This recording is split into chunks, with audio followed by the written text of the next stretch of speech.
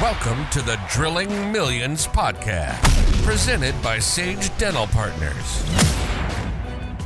All right, so now that we've gotten a lot of the facts out of the way, what the Canada Dental Benefit is, man, I keep calling it the Canadian Dental Benefit, the Canada Dental Benefit. I feel like Canadian Dental Benefit just like rolls off the tongue better, but we've covered what this actually means to the patient, what it means at a broader scale.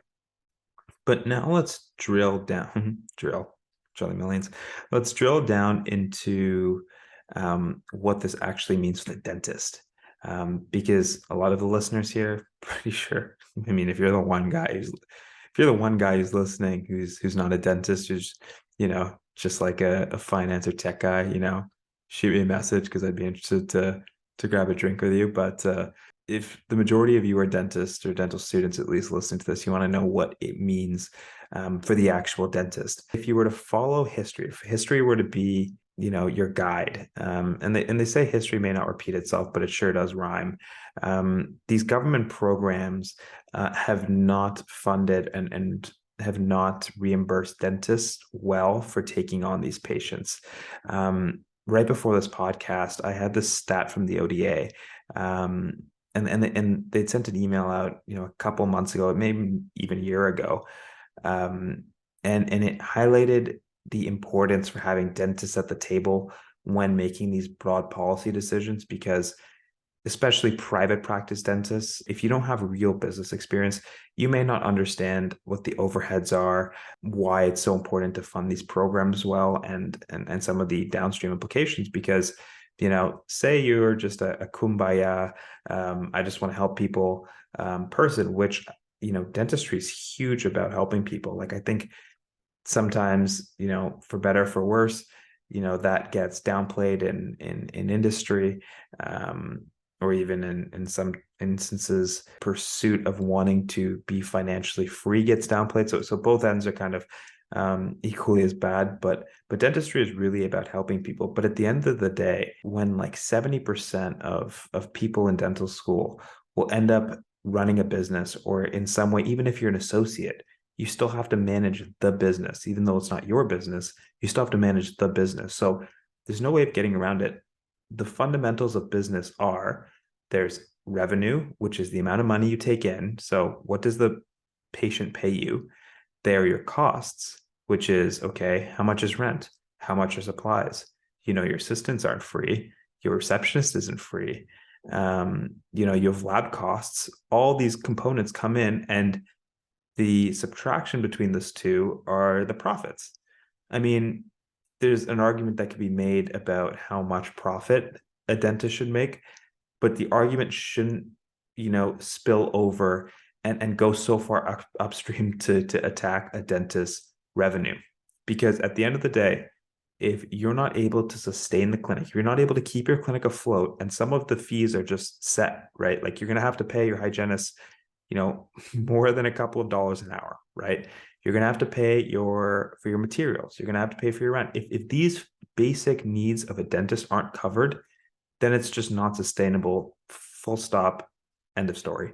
Whether or not when you get at the upper echelon of how much you're going to get paid, whether you get paid $200 or $220, that's a different story. But this one stat I was looking for really talked about how much dentists get paid from government programs. And I'll read you the quote directly, just so I don't get it wrong. Some territories and provinces do a better job at funding their dental programs. Ontario is not one of them. The province has by far the worst record in Canada, with funding at only 37 cents on the dollar. So what does this mean?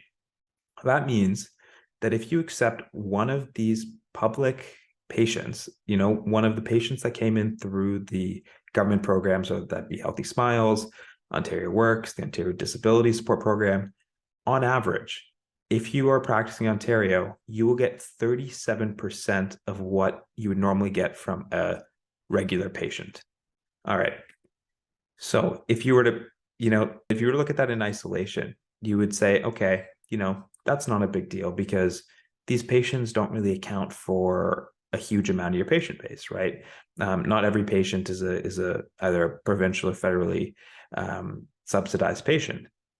But when these broad decisions are made, across the spectrum, like the Canada Dental Benefit, then it starts becoming, a bit more concerning because, what may have accounted for a small subset of your patient base now is a much larger, and more substantial part of your revenue, right? What you bring in through the door.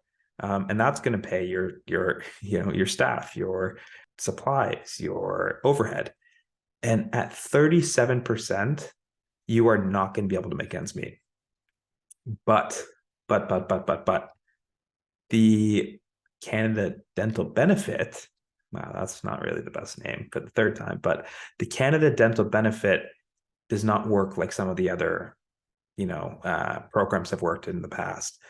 So in the benefit, the payments are made actually directly to the families. So there's no role of the dentist in, either administering the payments, submitting the payments.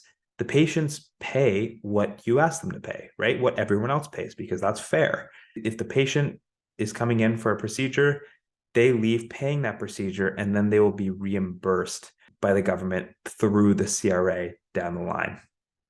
The only real responsibility that dentists have are they may be asked to confirm, some of the information that's submitted. So if the patient came in for a MO and they're trying to submit an MOD, the government may come back to you and say, okay, hey, listen, is this what happened? But that's fair, I think. At least in my eyes, that's fair. And what's really great about this program, okay, I'm not the biggest proponent of this, so I feel like someone's going to take that out of isolation and just say, okay, Akil's a socialist. But what's cool about this program is, like I said, dentists can use their customary fees when treating these patients. So you charge what you charge Bill, what you charge Joe, what you charge Joanne, what you charge Akil, right? So you charge everyone the same. The dentists are the sole decision makers as to whether or not they want to participate in any of these social or government dental programs. That doesn't only apply for the Canada Dental Benefit. It also applies to any of the other benefits and other services that were government subsidized that I previously cited. We need to remember is that dentists really do need to keep in with their terms of professional obligations. So if someone's coming in with an emergency,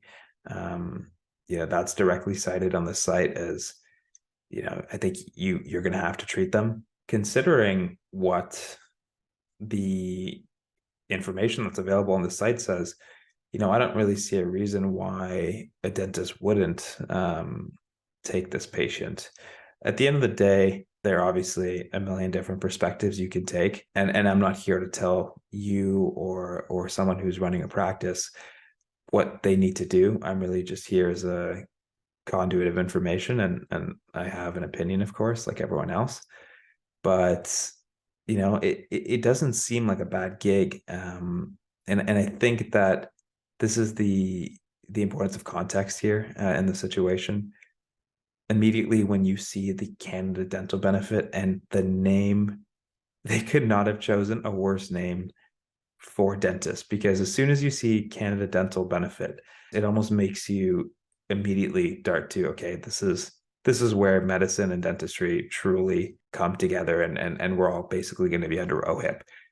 But for now, it's in very specialized situations, under very special circumstances, that people can apply for this. And at the end of the day, you can choose not to take that patient for whatever reason, and you can charge your customary fees. So it's really not it's really not something to get all up in arms about. I don't know where this is going to end up going. Looking at just from the name of it, it's likely that this program will be expanded. There's already talks that it's going to be expanded. But as long as it's not, and someone please correct me if I'm wrong, who owns a practice and deals with a lot of government patients, as long as it's not used in a similar sort of way that some of the other government programs have been used, where they're paying 37 cents on the dollar, which is, in my eyes, not acceptable. then this isn't so bad. I think it's not worth getting your blood pressure too high about.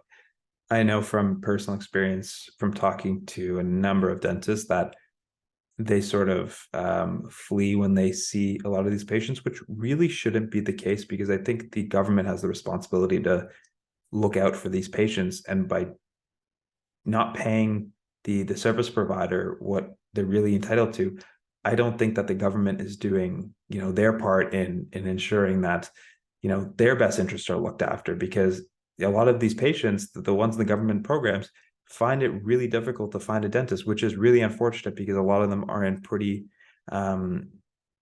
dire situations to begin with. So I don't think there's absolutely nothing to be, you can't blame the patients on these programs, because they're not the ones to blame. I think the government really needs to look out for their interests, their best interests, and ensure that, dentists want to accept them with open arms and give them, excellent quality care, because, by accepting that patient doesn't necessarily mean that they're taking a hit to their bottom line. They can still provide care. They still feel comfortable providing care, and they know they're going to be reimbursed appropriately for it.